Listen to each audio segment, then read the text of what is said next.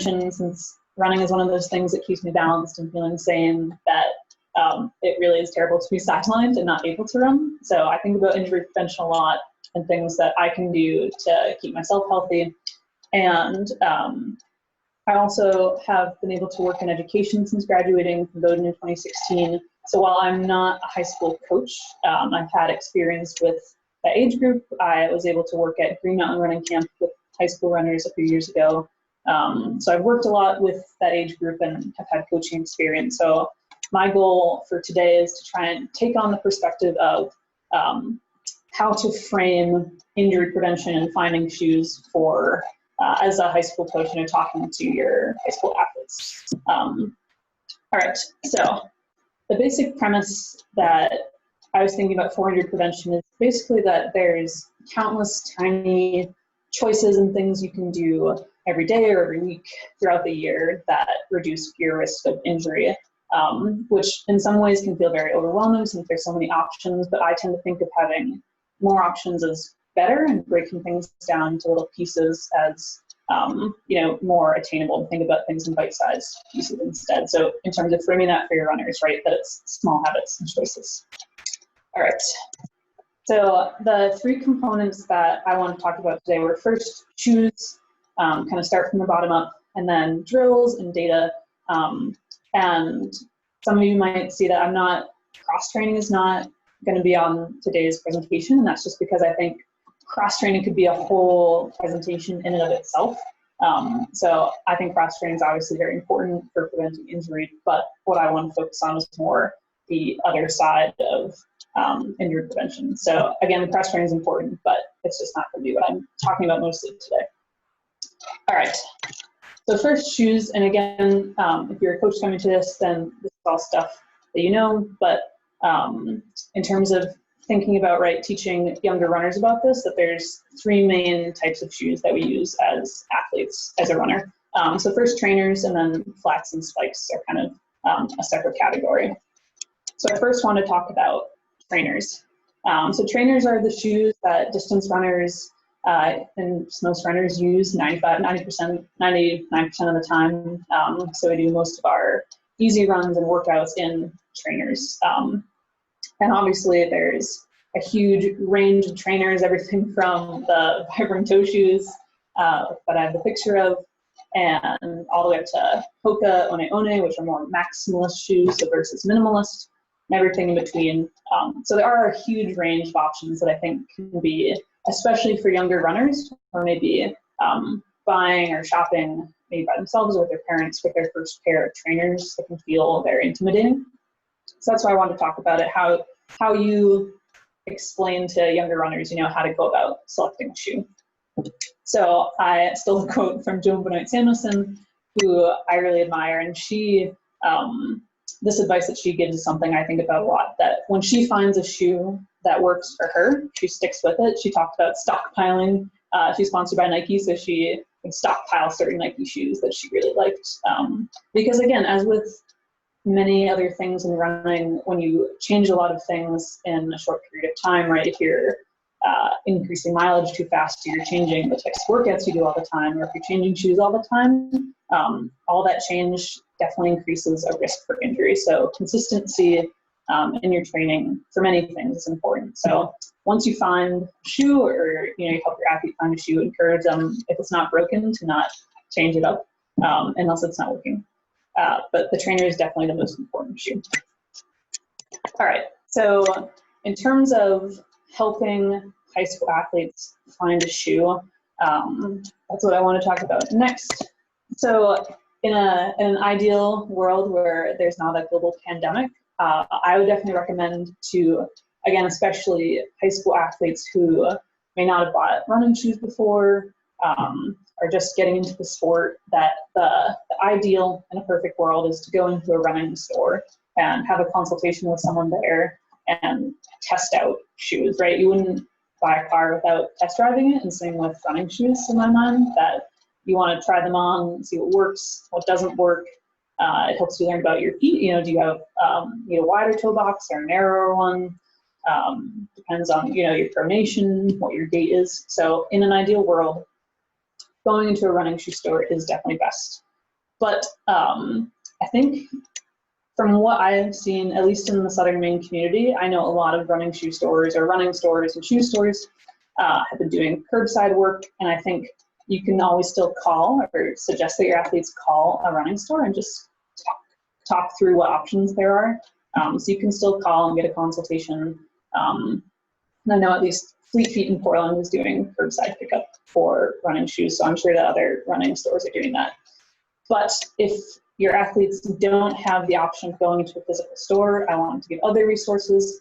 I end up talking about Runner's World a lot throughout this presentation because it does have so many various resources, but they have a great shoe guide on there, and they have regular updates. So stuff like best shoes of 2020, and they kind of break down the different specs and show for the specifications, you know, that this is good for trails and this is good for distance, or, you know, this is good for people with a narrower foot and stuff like that. And what's also cool about the Runner's World website is that they have a shoe finder. So encourage your athletes, people buying shoes, right? They can go on and put their height, weight, the terrain they're going to be using the shoes for, size of feet, kind of stuff, and it'll give you a bunch of recommendations for what shoes you should be looking for. And that can give kind of people, instead of just calling up a shoe store from, you know, with no knowledge, that if you kind of have a sense of recommendations based on something like the Runner's World Shoe Finder, then you can call up a store and say, you know, do you have these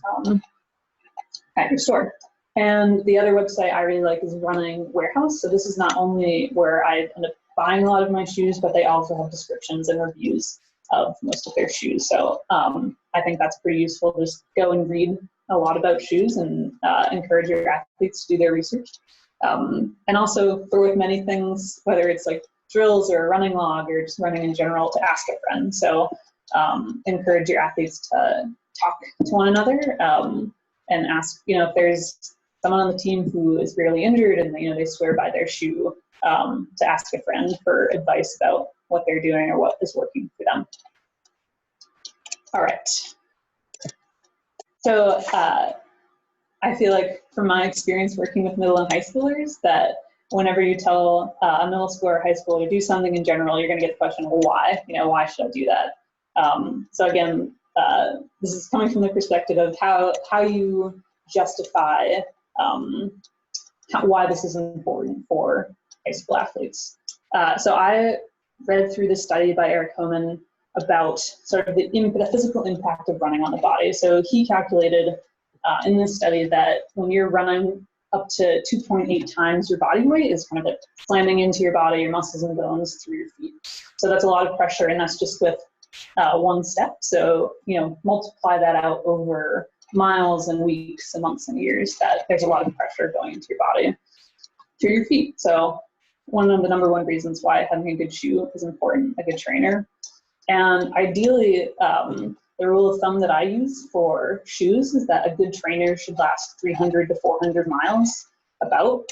You don't want them breaking down the first time you do a long run. And you also don't want your trainer to have a negative impact upon the way that you run. I think that's much more likely to get you injured if your trainer is hindering you instead of helping you. Because you need your shoe to be able to handle, right, whether it's cross country or track, multiple services, different workouts, all the different things that you have to do during practice. And one of the things that I would discourage high school athletes, or encourage high school coaches to tell their athletes not to do, is buy shoes that are not meant for running. You know, using something for a purpose it's not designed for is generally not great. So I remember in middle school and high school seeing folks running in basketball shoes or Converse All-Stars, especially for track where you're constantly on a super hard surface. I think you are much more likely to get injured if you are not using running shoes, or excuse me, not using running shoes for running, basically. So that's very important. All right, so just some shoe tips in general, because again, if you're talking this through with athletes, who haven't bought a lot of running shoes in their time, how you go through that with them. And in general, in terms of costs, that's one of the big things, that running isn't a hugely costly sport, but shoes can definitely cost a lot of money, that in general, you get what you pay for. So why is it important to maybe spend a little bit more on a shoe? I think because cheap shoes are not going to last as long, so you're going to end up spending that same money by buying more shoes over the same period of time, right? If they're breaking down after a month, you're just going to have to keep buying that shoe. And also, if you're sidelined and having to maybe pay for physical therapy, then that's also money and time that you could have been spent running and training, that instead, because of your shoe, you are not being able to do that. And in general, what I've found is that most solid running shoes are probably going to cost anywhere between $75 and $130, which is a lot, but hopefully, especially for high schoolers who aren't running crazy mileage, they will last many months. I think that's the ideal, is that you do have to have this initial cost, but then it benefits you over time. So I would encourage high school athletes to find the model and brand that works for you. And I personally love Running Warehouse. It not only does it have the reviews, but you can find models, especially older models, for much cheaper. So sending out resources to athletes of where they can find discounted shoes, I think, is a great idea, because once you already know what shoe works for you, then you can try and find older models. So for example, I run in the Hoka Arahi, and they bring out a new Arahi model every few months, every year, or what have you. But the Hoka Arahi 4 is not significantly different from the 2 or the 3 model. So if I can find a pair that's the older model for $50 less, then that's what I'm going to buy. I think encouraging, once people have found that shoe that works for them, to look for older models or cheaper models online. And that way you're not spending that same initial cost every time if you can avoid it. Right. So next I want to talk about spikes and flats, and I actually want to talk about flats first, because I think in general, high schoolers, if they're thinking about buying flats, I think high school runners don't necessarily need flats. Maybe if you have an athlete who's running long distance races every week, like a 2-mile, and they feel like the spikes are really beating up their feet and their legs, if they're racing that only, then maybe they could race in flats, or if they're doing tempo work and want to wear a flat for that. But I think flats are more for road racing, either in the summer or, in their own time, or maybe good for strides. But because they're not as supportive as a trainer, I wouldn't recommend high school athletes to get them. And then go back to spikes for coaching distance runners. So me personally, and again, this is all based a lot on my own personal experience. So many of these things come down to personal preference and perspective and experience. But what I've found is that it's very useful to wear your spikes, not for workouts, but definitely wear them before a race, either for strides, or what have you, maybe the one workout before a race, just so you're not getting to that start line and you don't know what it's like to go fast in those shoes. But yeah, just encourage your athletes to not be constantly training in spikes, because obviously they're not as supported as a trainer, and they're going to break down, maybe lead to injury. And then the other thing I wanted to mention was, I also remember in high school, not only were people using, trainers that were maybe basketball shoes or something, but you want to make sure that athletes are using spikes that are designed for their distance, which wasn't something I thought about a lot in high school. I don't remember how I chose my spikes in high school. I didn't realize there were different spikes for different events. So many high school runners may not know that that's a thing, but you don't want, that 2-miler showing up to the start line of 2-mile and spikes meant for a 200-meter runner, because that's not going to go particularly well. They're built for different distances, right? So I would also point athletes and coaches, there's a lot of online lists. Before this presentation, I Googled best spikes for distance runners, and Running Warehouse actually has a list of the best spikes. So there's lots of resources online for spikes out there. All right. So the next section is about drills, and this is a quote that I really liked from Med Presby in this interview he did with Runner's World. And to paraphrase what he's saying is basically that drills are very important for practicing form. And I think that I wish, as someone now looking back, I wish I had focused more on drills in high school. So I think getting your athletes to think about drills as, you know, part of their daily or weekly routine and practice is a really good way to improve their performance.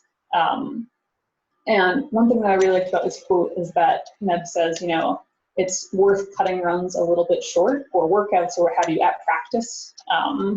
In our case here, right? So leaving time at the end of practice or at the beginning of practice to have time for drills, because the payoff is worth, you know, cutting out that few extra miles per week, because you'd rather be able to run longer and not stay injured than have this crazy high mileage, but constantly having to start and stop because of injury. All right, so my recommendation for drills is that encourage athletes to have a set that they do 3 or 4 times a week. That's what I generally do, is I have certain ones that are almost daily, but usually I do a longer drill set, maybe half an hour, 45 minutes, 3 or 4 times a week. And so the 4 major groups that I want to talk through some drills were starting with hips and IT band, core, and then arms and upper body, quads, glutes, and hamstrings, and then calves and feet. So I wanted to organize it into those groups. All right, so hips and IT band are something that me personally as a runner, I've had some injuries with, so they're one of the main groups that I focus on. And the other reason I think, you know, again, in terms of justifying this for high school athletes, running is not a lot of lateral motion, but these are lateral muscles that increase your stability and keep your form good. And so even though running doesn't necessarily strengthen them as much as other muscles, they're super important for us to strengthen in our extra time. So I think what would be ideal is to, I think the resistance band. So I have mine right here, just like a stretchy resistance band. They're very cheap. They're easy to get as a big set. So if your team has the capability, then having a set for the team for people to share, I think would be great. And it's definitely a multiple use tool. So some of the key drills that I would recommend are just hip abduction lifts. So that would be on all fours. They're also known as fire hydrants, where you have the band around your knees and then you're lifting each leg one at a time outwards. And I would do, for most of these, about 10 to 15 sets, maybe 3 or 4 times, and it doesn't take too long for most of these.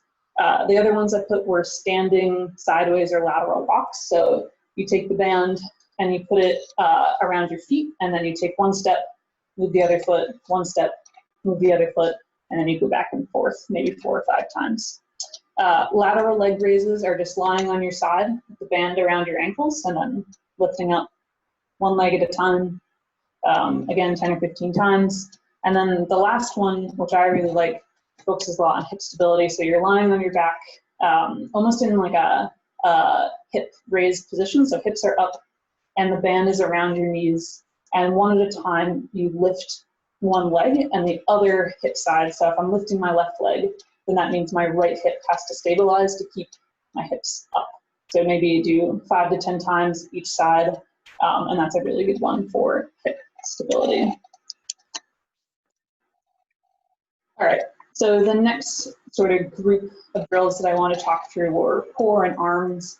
And materials for almost all of these things, I think that low tech is better, especially if you're working with a big team and you can't get a lot of materials out. That most of the things that I do personally are either body weight or small weights. The only weights that I have that I own are just 2 5-pound weights. But again, it comes down to personal preference and what the resources are in your program. But I'd say, again, I'm sure you all mostly know this, that if you're sending athletes into the weight room, just make sure that they're trained on their machines, because I've also seen a lot of runners get injured just because they didn't know what they were doing in a weight room, which is that's why I personally prefer low tech, free weights, body weight stuff, just because the time and the risk that comes with big weight room stuff, to me, hasn't been as worth it. Even though a lot of professional athletes spend a lot of time in the weight room, I think at the high school level, it's kind of up to you. But a medicine ball would also be a good resource to have. And core, I tend to do core almost every day, 5 to 10 minutes, and that's what I would recommend. That's another thing that I wish I had done more in high school because, again, thinking about injury prevention to tell kids, why do we do core? That, again, helps with your form. You're not swinging your arms too much if your core is strong, so stability. You're not wasting energy going sideways when you could be going forward. And for cross country as well, going up and down hills requires different, form and stability muscles. So core is important for that. And what I would recommend is give your athletes a set of key core moves. So, we're going to do this at the end of practice every day. And then also leave time for other extra moves. So have them choose or just have a set that they can rotate through in addition to the key moves. All right. So the next group is quads, glutes, and hamstrings. And again, I think most of these can be done with no additional weights. So I usually don't use weights for any of these. Hip raises, that's just lying on your back, lifting up your hips, making sure your hips aren't wobbling side to side. Pressure in your ankles and using that to move up, or pressure in your heels. Squats with or without weight, I tend to just hold my 5-pound weights in front of me to stay stable and then just do squats that way. Lunges are great. They also help with your hips. So either walking, which is one of the warm-ups I do before a workout, or from a standing position. So you can put your foot on like a stool or a chair or something, what have you, and do a standing kind of, or single leg dip, I guess, that way. Back leg lifts would be on all fours, sort of like the setup for the fire hydrant move. But instead, you're almost kicking, your back leg is kicking back, slowly raising up and then coming back to work the hamstrings. And then box jumps, which are obviously much more dynamic than like a hip raise or just a standing lunge, but definitely help give your legs some pop. And then single toe touches are standing from a standing position, balancing on one leg. And so on the leg that you're balancing on, your opposite arm is on your hip, and with that hand, the same leg that you're balancing on, you're reaching down to get as close to the ground as possible. And I tend to do 10 to 15 of these on either side for most of these. And I think that one is also good for hip stability in addition to your hamstrings and glutes. All right. So the last group that I want to talk through was calves and feet. And I feel like I didn't know that, working my feet was a thing as a high school athlete. So I think this is an important drill or set of drills to think about for high schoolers. But calf raises are pretty easy to do, either on floor or on a step, right? So you put your feet on that ledge, dip down, and then up for a calf raise on a ledge. The towel on the floor exercise is literally, I do this when I'm tutoring from home for distance learning. You put a towel on the floor, you're barefoot, and you almost scrunch in using your foot and then push it back out, and that strengthens your arch and rest your foot. Things you can also do at home or encourage athletes to do at home are just rolling out your arches to prevent plantar fasciitis, either on a lacrosse ball or a tennis ball. And then heel and toe walk, so just walking forwards and backwards, first on your heels and then on your toes. Jump rope is another calf and foot exercise, but you definitely don't want to do that one barefoot because, again, all the pressure, so you want to make sure you have your trainers on. And the last one is the speed skater drill. So that also works with your quads and hamstrings, but if you can picture speed skater, you're balancing on one foot and then hopping to the other one, and your calf is taking a lot of the brunt of that. So again, you don't want to be barefoot for that one, but that is another good calf and foot exercise. All right, and then thinking about how to incorporate these drills into practice, what I would recommend is to keep, like what I said before, keep it low tech, but also have it be fun. So if you can make drills a game, especially on an easy day, or the way I put cards was that my high school cross country coach would have a deck of cards, and we would go around in a circle, and each athlete would get the choice of what drill or core activity we were going to do. And based on the card, that would be either the number of reps or the number of minutes that we would do that activity. So you pull a 10, that means 10 calf raises, because someone picked that. And if the next person said planks, that's going to be the next drill. All right, I pulled a 2, so that's 2 minutes of planks. And so in that way, not only do athletes get a say, but also it's more fair and objective because it's based on the cards. I really like that idea, having athletes have a choice, or the round robin. So what we did at Bowdoin was everyone would get together, or different workout groups would get together in the field house, and every 30 seconds, the next person in the line, on the mats would call out what the exercise would be. So everyone gets a say. You switch every 30 seconds, so you're not stuck doing the same thing for multiple minutes at a time, and it keeps people accountable because we do it as a group, which I think is very important. All right, so this is sort of related to how to incorporate, but when, I would definitely say either at the end of practice or maybe at the beginning altogether, just again, because I think a group helps keep people accountable, or in smaller groups by event, which is sort of what we would do at USM. So when various, when the 800-meter group was done their practice, then I would kind of take them over to the mats and we would do core together. And when the milers finished, you could do the same thing. And also before workouts, I think dynamic drills, your dynamic warm-up is a set of drills all on its own. And one thing that I wish I had focused on more in high school when I was doing dynamic warm-ups is still maintaining that good form during those drills. So whether you're doing A skips or lunges or high knees, to keep that focus on good form still there, because the whole point of drills is to benefit those stabilizing muscles and the muscles you're using to keep upright and maintain that good posture when you're running, so especially in drills. And then the last suggestion I found in a training book that I use was just having drills be a circuit workout, and the training book suggested, have like push-ups, upper body, side leg lifts, high knees, crunches, squats, burpees, hip raises. So this could be, if your athletes just have an easy day for the distance runners after a 3 or 4 mile easy run, that having a circuit drill workout almost would be really helpful. And again, to keep people accountable.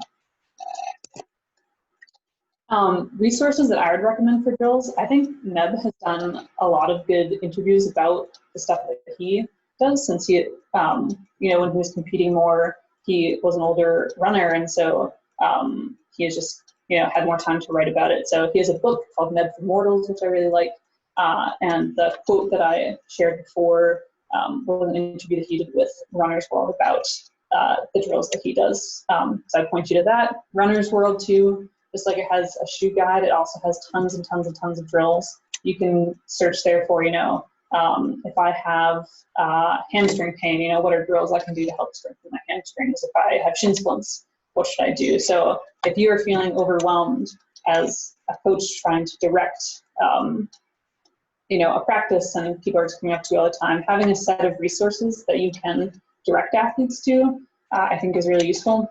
And since many children, high schoolers, right, are on social media, I would also direct folks to pro runners' social media accounts. So a lot of pros put on, the stuff that they're doing in terms of exercises, injury recovery, on their Instagram or Facebook or what have you, or have blogs. So I think that's a great resource that a lot of high schoolers already, have the in terms of having a social media account. So they already have that. And then lastly, a more specific recommendation, there's a really good video sponsored by Roll Recovery with Aisha Trott-Lear and Will Lear, for both distance athletes for Under Armour. And they talk through the daily drills that they do together every single morning, which I thought was very useful. It's accessible, it was right on YouTube. They're funny, so it's not, a dry video to watch. And I think that's another resource to point people to, is maybe not just this, but there's tons and tons of YouTube videos about drills that you can recommend for athletes. All right, so the last kind of the big 3 that I want to talk through was data. I think that Having data about your running is very important for injury prevention. It's something that I did not worry as much about when I was in high school, probably to my detriment, but it allows you to predict what will happen and prevent the injuries that have already happened. So I think the main takeaway that I want from this section is that I would really encourage all high school athletes, especially distance runners, to keep a running log. And again, when they come to you and ask, why should I keep a running log? Because not only can you track things like your shoe mileage, right? If you need a new pair of trainers every 300 to 400 miles, how else do you keep track of that? You can track how your weekly mileage increases or decreases.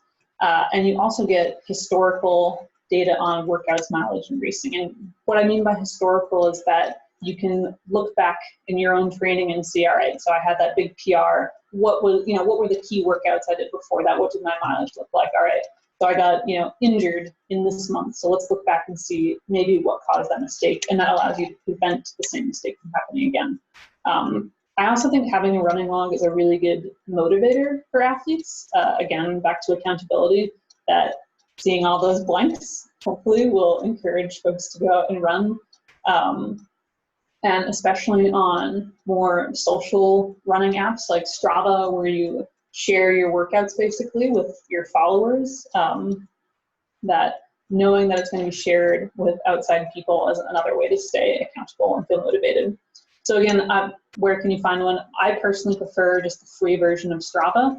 I think it's a really great resource. There is a premium version, but I think you don't need to pay for it to get kind of all the benefits that you need. But just a basic Google search, if you type in online running log, you're going to come up with tons and tons of hits. So if folks don't prefer Strava, if you don't like the almost social media running log, form that it takes, then there's tons of other options. You can also just have a paper log. You can print out, they're just pre-made blank paper logs that you can print out and give to athletes if you prefer that way than having it be online. And that was my first running log, was just a paper booklet. All right, so again, why are running logs, very important? How do we justify them? I think that if distance athletes aren't tracking their weekly mileage in some form, you're kind of running without a direction, right? If you don't know what you've already done, then it's hard to know where you are. And in terms of weekly mileage, how I would break it down for high schoolers, that there's, again, with many things, it's a personal preference at some level, depending on what works for you, depending on your body and your experience as a runner. But I've always heard of the rule of 10% as the first one. So if I ran 30 miles last week, then this week, ideally I would run about 33, 10% of 30, and then so on and so forth. But the other rule of thumb that I've heard of is, if I ran those 30 miles in 6 days, so if I ran 6 days last week, then I could increase by 6 miles the next week. Again, versus 5 or 7, depending on the number of days that you run. So there's different schools of thought. Again, some of it comes down to your take as a coach and your athletes' experiences and abilities, but those are the rules that I tend to use. As I said, running logs are great for also tracking your shoes. That's key to injury prevention, is knowing how much life your shoes have left in them. So one thing I really like about Strava is when you sign up, or enter a new pair of shoes, that you can tell Strava, all right, send me an email when I've hit this many miles on the shoe. So for me, when I think that, all right, I want to get new shoes after 300 miles, I have Strava email me at 250 miles. And that way I have time to get that new pair of shoes before the one I have gets too beat up. So I really like that part. And lastly, as I was saying before, you're able to analyze workouts in a running log, and I'm going to show examples of what this could look like. But again, you can see what might have caused an injury and or a successful race. So you're able to just have this data with you that can inform your training going forward. And I think that's, an important point to hit home to high school runners, is that it's like with so many things, you want to know why you're doing the things that you are, and this running logs help give you this why, I think. All right, so this is an example. This is actually my training log from this week. So This is on Strava. You can see that I took Wednesday off. Wednesday was an off day. But one thing I really like about this type of training log, you can see the striped bubbles on there are workouts. So Strava lets you say, all right, this was a workout versus an easy run versus a long run. And I'm sure most running logs also have this. But that's another great way to track, how many workouts was I doing per week before I had this breakout race. And gives you that historical data because every week is broken up and I can look back all the way to when I first joined by month as well. So that's an example of what a running log looks like. And then again, this is on Strava, but it's not just a promo for Strava. This is just what I prefer because I really like this calendar part of it as well, that I can look back and track my mileage over time. So this is for 2019. Back in May was when I ran the marathon, so you can see there's this huge spike. That was the day of the marathon. You can also see where I then got injured in October while I ran 78 miles the whole month. You can also track your mileage by hours, which is also cool. So you can see almost like how, I ran 180 miles this month in this many hours, but then the next month it took me, 5 fewer hours to run that same mileage, and you can kind of get the sense of how efficient you are. So I really like that feature of it. And then this is the shoe closet that they have on Strava.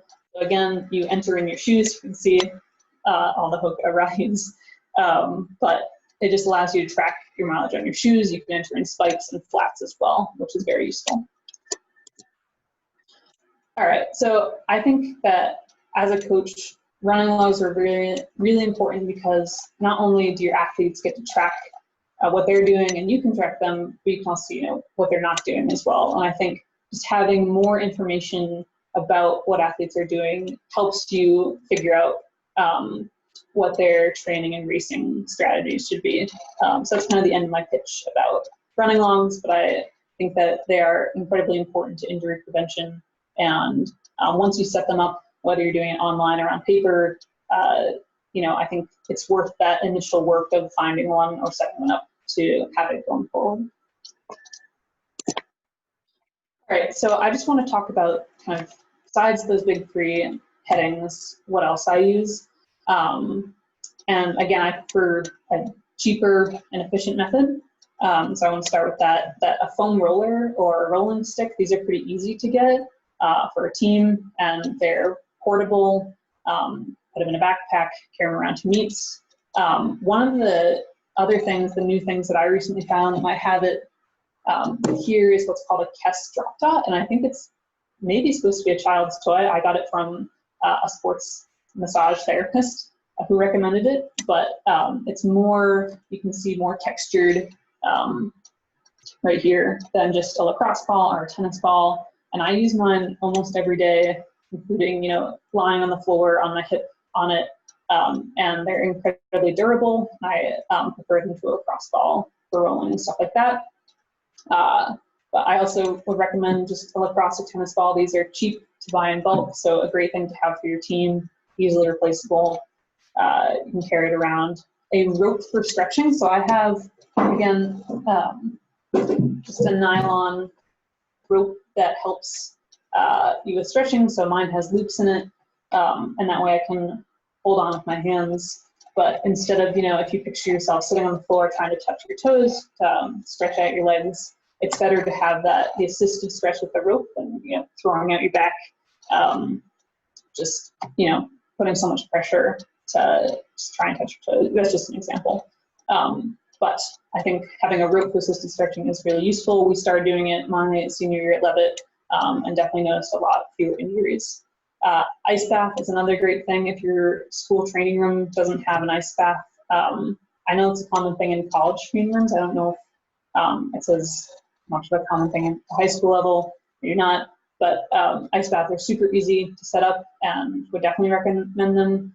That you just put a few trays of ice in a cold tub and sit for 10 or 15 minutes, read a magazine, and that reduces inflammation in your legs. And again, in terms of I was also trying to think about going into this presentation, in a socially distanced world, when you can't necessarily have direct instruction of your athletes, what resources can you provide to them for them to, go and do this work independently? So Yoga, I think, is another, maybe not set of drills, but something that improves your stability and your balance, your core, your upper body strength, which all are very useful as a runner. And YouTube had tons and tons of yoga video options. On the more pricey side of things in terms of extra gadgets is the roll recovery tool, which I have a picture right here. And I also have one right here. You basically pull it and put it around your leg and you can roll along, but these are definitely on the more expensive side and might not be a viable option for most high school teens. But I just thought I'd put it out there as a resource. And then a sports massage, obviously, it's going to cost money, but maybe if you have an athlete who was just constantly having tight legs or sidelining them, then recommending a sports massage if they can do it. Those are kind of the other materials that I was thinking through, resources for injuries.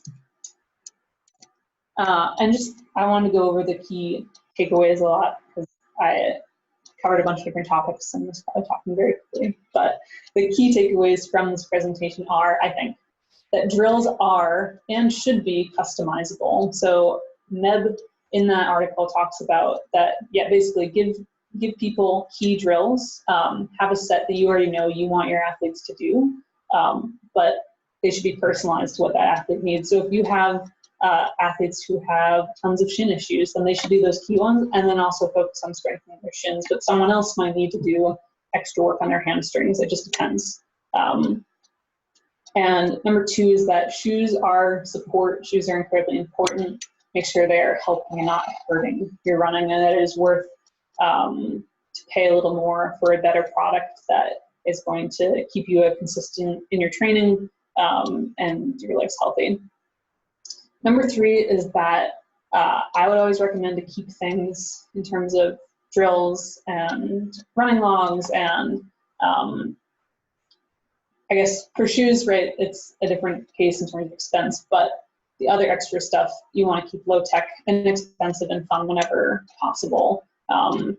So drills, you don't need a full weight room, I don't think, to do a really good set of drills. You could do it out in the middle of the track on a field after practice. And I think you'd be just fine. Number four is that data gives athletes knowledge, foresight, and accountability. There's even, I know on Strava, and again, I'm sure on other online running logs, you can do challenges. You can see how your time on this run compares to other people's, and I think that could be useful keeping athletes motivated over the summer. You can set a challenge with you and your friends of, let's see if we can run every day this month or hit this many miles by the end of the month. I really like that part of it. And then lastly, that there are resources everywhere. Again, in a socially distanced world at the moment, I think having this list that you can refer high schoolers to is very key, and that could be online or in a book or a magazine, or just asking other runner friends. So there are plenty of things out there, and hopefully I gave a good sense of where to start looking. And none of these are supposed to be a comprehensive list of injury prevention. What I was trying to focus on, things that I do that I found effective and that I think are very useful for staying healthy. But there are hundreds, if not thousands, of drills that runners can do. There are hundreds of different types of shoes. I didn't want to go through a list of every single type of shoe, but just give a general guide on how to find them. And then also running logs, again, very customizable, tons of options. So I wanted to give sort of the basics and places to look for how to go about finding the places to look in this and how you would, go about talking about why drills are important, why shoes are important, why running logs are important for high school athletes. All right, so thank you so much for listening. I hope I was as clear as possible, but please let me know if you have any questions, and I guess I'm gonna get off of screen sharing so that if folks have any questions that they can ask them. All right.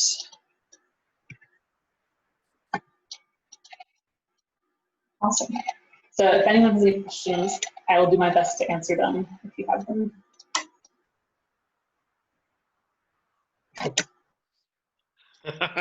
You know what? You were super clear. I know I took away a lot from this presentation. I really appreciate. I get a bit of like self-reflecting because you're from our program, so I'm like, oh my god, we were terrible. Yeah, But everyone's takeaway from this presentation was that just is yeah, that's the key takeaway. We've come a long way. No, but I really appreciate you talking about the distance learning aspect, because that's something that has been heavy on my mind going into this cross country season. How are we going to do this if they allow us to do this with modifications? Like, what is that going to look like? And I think you gave a good framework and some really good tools. So I really appreciate that. And I have a question about Strava, since you obviously have used it quite a bit. Is it something where I could, like, an athlete could be part of a closed community? Can, like, you have like a group of friends, or does it have to be open to the world? That's a great question. You can have a public profile, you can also have a private profile setting, and you can also form what are called clubs. So I know on Strava, I'm part of like a Bowdoin alum runner club where you can just organize folks. And I'm sure that you could make a team Strava club and have people just have private profiles on that. Awesome. In those like clubs, like, you're able to obviously display your workout, display your run, and have that log be shared with your peers. And you also get the opportunity, like, I'm sure there must be an opportunity to like converse and like encourage, which I'm sure is a big part of it. Yeah, Strava, even though, maybe social media is maybe too big a part of people's lives, that it is sort of like the social media version of a running log. But I think it's cool because I follow a bunch of pro athletes on Strava, and so you can see you can connect with pros in that way. And then, you're able to share what you did for the workout. And there's even a section like how hard did this feel? What are your notes about this? And I've found it really, like, I am doing the same training plan that I did back in 2018, and I'm able to go and like look back at those same workouts from 2018 and say, okay, what were my times on this workout? Like, what's my, how does it compare to now? And I think that could be really useful for over 4 years of high school, like saying, all right, so how have I changed since freshman year? And you can also, there's a section for adding your PRs too, which I think is nice, because I don't know how closely I kept track of my PRs until maybe college or late high school, but I think that's another part of it too. Yeah. I hope that was helpful. I found it super helpful. I'm sure others as well. I'm a novice. I'm a newbie in the distance world, so there's a lot to wrestle with, and I think, again, I'm kind of reflecting on some of your key points. I think it's I often get the question, like, what shoe, and I feel like it's always been an impossible question for me. Yeah. But those, like, here, like, kind of the recommended, like, here's how you shop for shoes, I think is a much more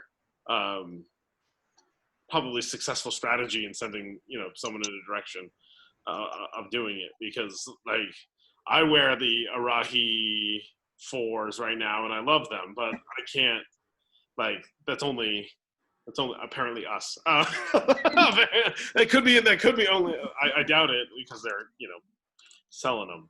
But I also learned that Hoka 1-1s is not 1-1. I thought it was something completely. I was like, oh, I've been saying it wrong this whole time in public. Look at that. Jorma's wearing the Arahis as well. That's awesome. So if there's no other questions, I'm gonna end this so I can get this recording online. Yep. Thank you all so much for coming. I appreciate it. Yeah, and Lucy, thank you for sharing your time with us. I know it's a crazy season for all of us, and you're no exclusion from that. So thank you for sharing your time and your knowledge and your experiences with us, and your running log. It was a personal very very very big share. So I appreciate that.